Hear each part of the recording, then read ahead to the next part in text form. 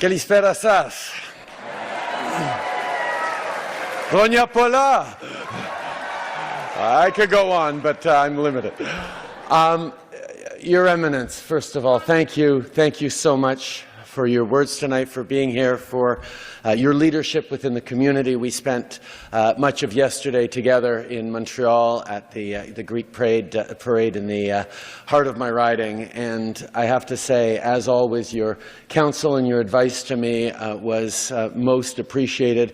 He's been giving me good advice since before I was in politics, and turned out okay. I followed him most of the time, so we're doing well. But your leadership within the community, the stories you told me of my father, but also the impact you've had on shaping not just the strength of the Greek community in Canada, in Toronto, but also in Canada is significant. So thank you for everything you do, Your Eminence. Vashi, it's great to see you here. I know in her day job, her job is to ask the tough questions and challenge democratic leaders and push us on making sure we're giving the right answers to Canadians. But every single day you wear your pride as a Greek Canadian on your sleeve, and it's wonderful to see a Greek Canadian excelling at the highest levels of media and journalism. And a reminder of how important the Hellenic values are to the concept of democracy. But I'll come back to that in a little later. But it's great to see you, Vashi. And Kyriakos, my friend, thank you. Thank you for being the first Prime Minister in over 40 years of Greece to come to Canada. The last time it happened, I won't say anything more, but it took a Trudeau the last time to bring the Prime Minister over, and it's a real pleasure to continue in that family tradition. I have to say, I got to spend the day with him yesterday in not just in my hometown of Montreal, but in my riding of Montreal. Curiosity, how many members of the Greek Canadian community here tonight trace their path through Montreal? Yeah. I know there's a deep connection between the Hellenic community in Montreal and the one here in the GTA, and it's always a pleasure to be able to make sure that we're celebrating strongly in both communities. The Independence Day parade yesterday was wonderful with the Prime Minister. A few years ago, during the COVID challenges, he actually zoomed in for a 200th anniversary celebration of the Greek Independence Day. And of course, at the end of that, as one does, I said, this is wonderful to do it on Zoom, but you should really come here in person. He said, yes, I will. And then when I saw him the very next time at the next international summit, he said, so when do I get to come to Canada? And he was like, it wasn't just a politician's word. Here he is. He was serious about coming back to Canada.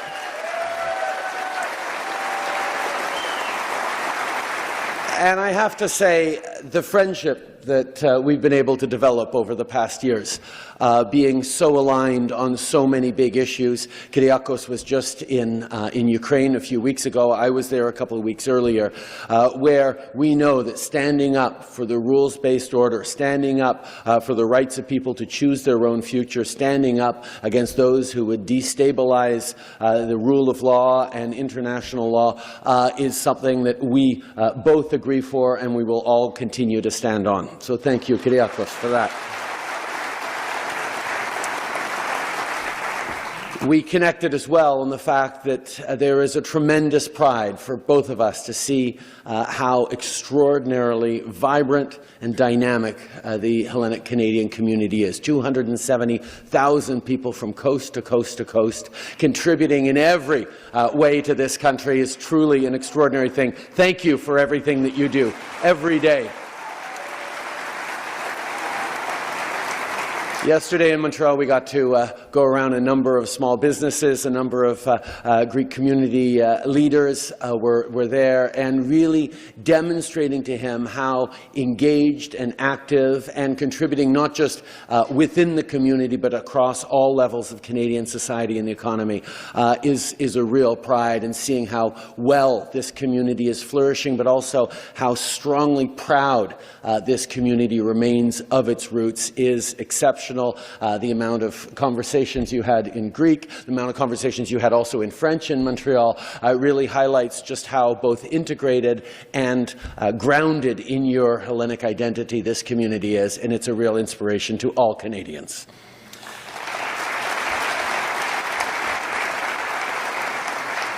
We connect on issues of growing the economy, issues of investing in a strong future. The turnaround that Prime Minister Mitsotakis has been responsible for in Greece is nothing short of miraculous. You have led through some very, very challenging times, but to see Greece do so incredibly well is a real credit to your leadership. Even as the world goes through challenging economic times, there are always good news in different places for families.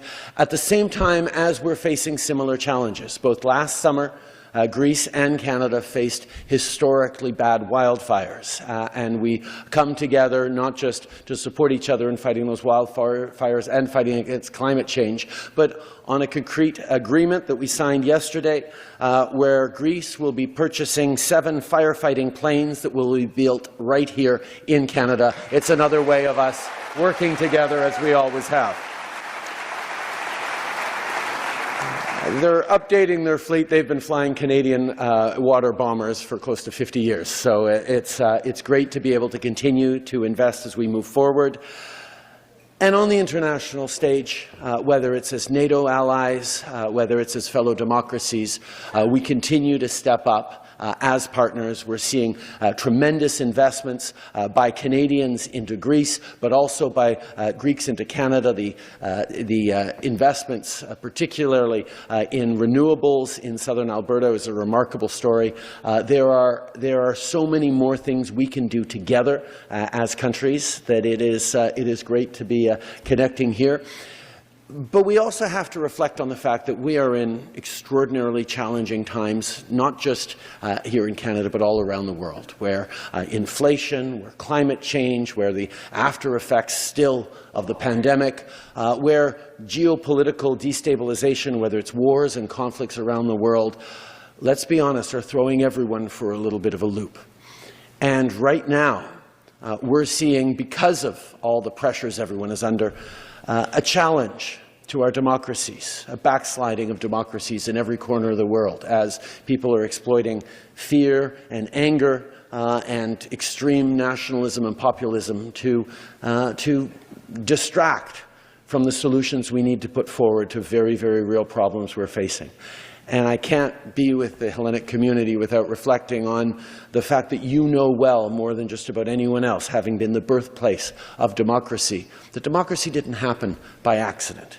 It doesn't continue without effort. And that effort is one that each and every one of us need to make as active, engaged citizens, taking an interest in what's happening in our communities, what's an interest in what's happening in our country, and indeed around the world.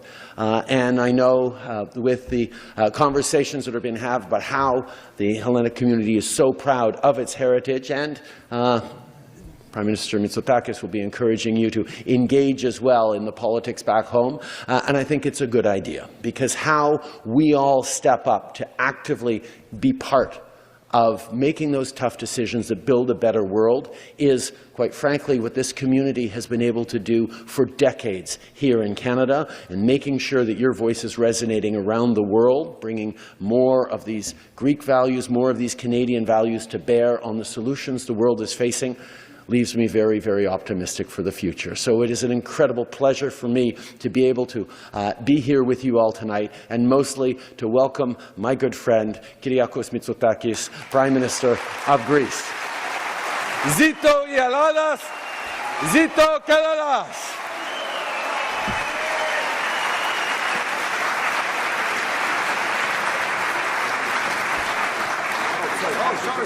introduce. Last night I introduced him. This time you have. Got it. I have the honor this time. Thank you, Prime Minister Trudeau. I think the Prime Minister's Greek is better than mine. My goodness. It is my great pleasure and honor to introduce Prime Minister Mitsotakis and for the Prime Minister to address us in the audience.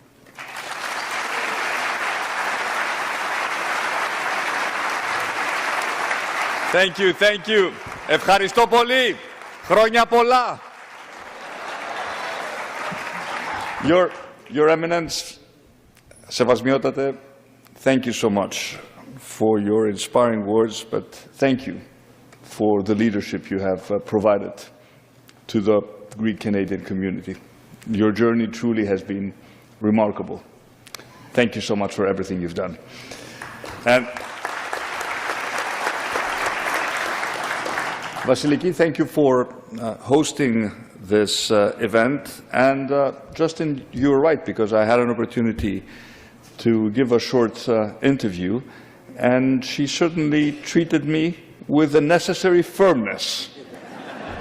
There were no easy questions, but you were right, Justin, when you pointed out that you wear your Greek-Canadian heritage very proudly on your sleeve, as all of you do. So thank you so much for hosting today's event. And to my good friend, the Prime Minister of Canada, Justin Trudeau,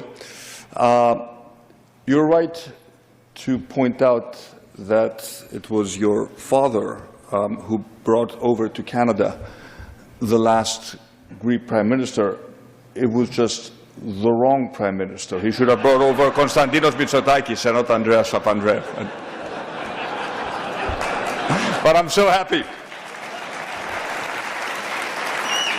I'm so happy to be with you here today to celebrate Independence Day. And indeed, it is the first time that I have decided to celebrate Greek National Independence Day outside Greece. Normally, I'm in Athens at the big military parade, but this year I decided to make an exception. I decided to be with you here in Canada, and boy, was this the right decision. And indeed, this is an important day for Greeks, but it is also, I think, an important day for all freedom-fighting nations, because it is probably worthwhile reflecting exactly what happened 203 years ago when the Greek nation rose up against the all-powerful Ottoman Empire and against all odds managed to win its freedom. And this freedom it has defended for more than 2 centuries, and through the ebbs and flows of history, through triumphs and disasters, Greece has progressed. It has moved in the right direction. It was always, with Canada, on the right side of history.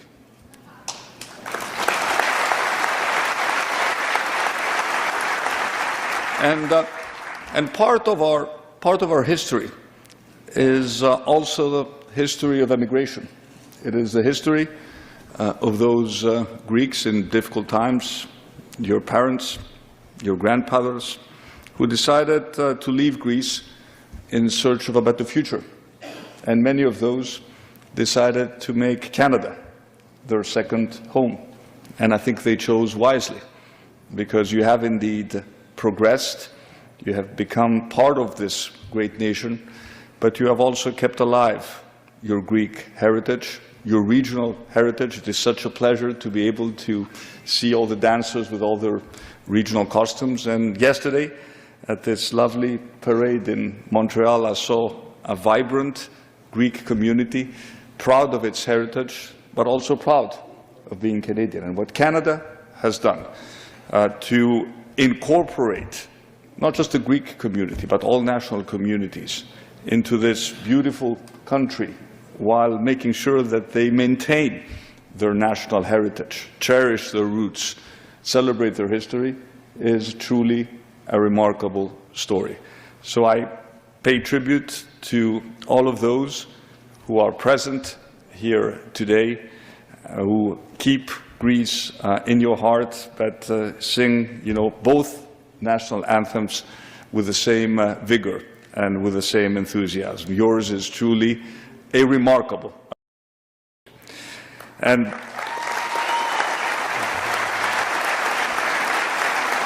when I reflect on the progress that Greece has recently made, I should point out that we also went through a very difficult period during the second decade of the 21st century, when essentially the country went bankrupt. It had to go through multiple bailout programs. It was considered by many, and for many years, the black sheep of Europe. And when we took over, we had a very clear plan in 2019 to restore sustainable growth, to create jobs, to lower taxes, to make Greece an investor-friendly country. And I think to a great extent we have succeeded in that mission. But what is probably most important for me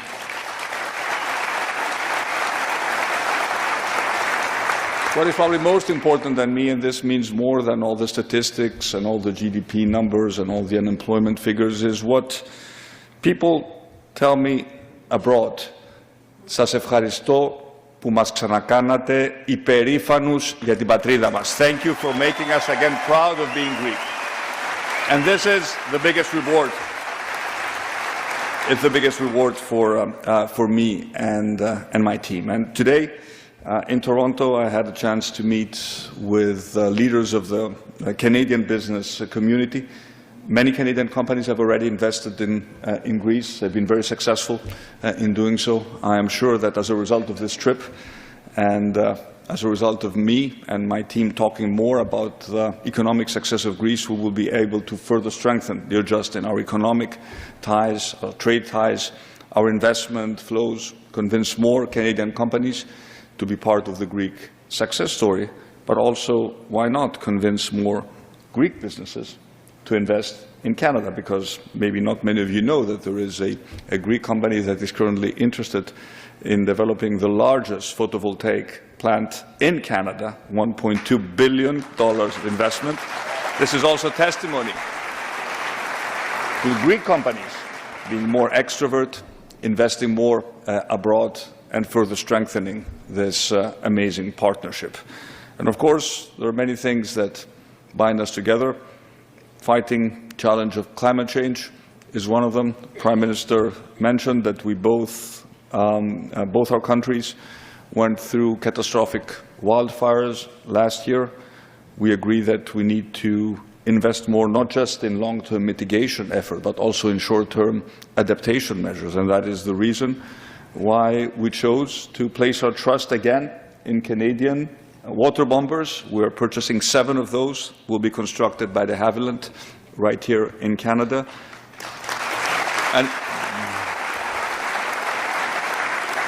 An initiative funded partly by the European Union, and this is only the first order of 24 in total, which will be purchased by 5 European countries in order to create a pool of resources that we can share also during the difficult summer periods. But of course, with Canada, we also cooperate on other issues. We are faced with, as Justin said, with momentous challenges.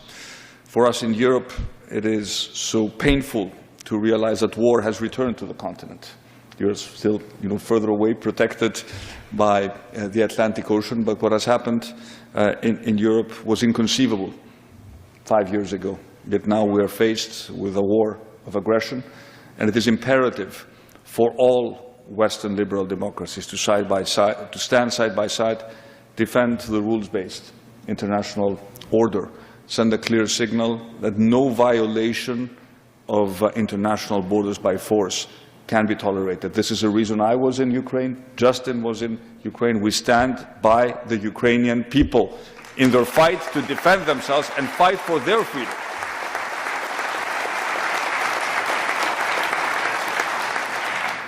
And of course, the other challenges we face is how do we make our democracies stronger? We know something about democracy because it was the ancient Athenians who invented this so unique concept 2,500 years ago that at the end of the day it is no king, no emperor, no pharaoh who rules over people, but it is people themselves who take the decisions to rule themselves and take their future into their own hands. And liberal democracies are facing challenges these days. They're facing challenges from disinformation, misinformation. The war against fake news is a war that we all need to fight together. The war against deepfakes, which are coming, will be part of our next elections, is something which requires a global response, us working together, but also teaming up with the big technology companies and making them also responsible for protecting the integrity of our democratic process. But of course, at the end of the day, democracy, and let me conclude with this remark, is about participation. The more people participate in the democratic process, the greater the legitimacy of the election results. And this is important because for those of you who actually have a right to vote in Greece, we managed to do something which is very, very important. For many decades, I remember I studied in the United States for 7 years. I've been very close to the American diaspora. There was always one request: why do we have to return to Greece in order to be able to vote? Well, that has changed. You can vote in the next European election by posting in your ballot. So if you're interested, please register and participate in these elections. It is important for us to make this project a success, and I am sure that this will happen, and we will continue to support the diaspora and strengthen the ties between the motherland and those of you who are going through great effort to make sure that you educate your children, your grandchildren, that your children speak the language. I full respect to what the local communities, both in Montreal and in Toronto, are doing. You really run extremely well-organized schools. Now we also have more technological tools at our disposal. There is a great tool called Stylinica, which was actually developed by Simon Fraser University, that allows children or adults to learn Greek remotely through a very sophisticated computer interface. So we will continue to stand by you. We have, for the first time, a national strategy for our diaspora. And our diaspora is such an incredible asset. And let me conclude by a remark. I thought about this while I was doing a fireside chat over lunch, and Mr. Nanos, who interviewed me, asked me a question: what would you like your legacy to be, when you retire? I can tell you, as active politicians, we very rarely think about those things. We have enough, we have our hands full with day-to-day management. But I thought that maybe the best legacy would be to have a country where young people never ever are forced to leave the country by necessity and will only leave the country by choice. This is a Greece I envision, and this is a Greece we're all working towards. So again, thank you so much for being here. Thank you so much for your engagement. Χρόνια πολλά. Ζήτω η Ελλάδα. Ζήτω ο Καναδάς.